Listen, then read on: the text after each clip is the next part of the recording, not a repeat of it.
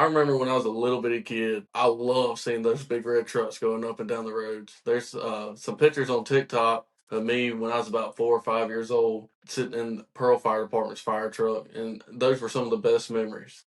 Um, One of the coolest things, my parents knew I wanted to be a fireman from a very young age, and I remember them buying the little toy turnout coats, and they'd go outside and they'd light a candle on fire. They'd come running in my room and they'd ring a bell and say, "Josh, you got a fire, you got a fire," and I'd run outside and grab a little water hose and run out there and put it out. And it was just some of the most fondest memories to me. And my parents also made it a point, whatever state we were in, I got to visit fire trucks and see what they did. I remember going to Jackson Fire Department when I was a little kid. They had the only fire museum in the state of Mississippi, and they were talking about the different trucks and the history of Jackson. I was like, "Do you know what your turnout gear is made out of?" And it was that age. I'd read so many little kids' books that I knew their gear was made out of Nomex.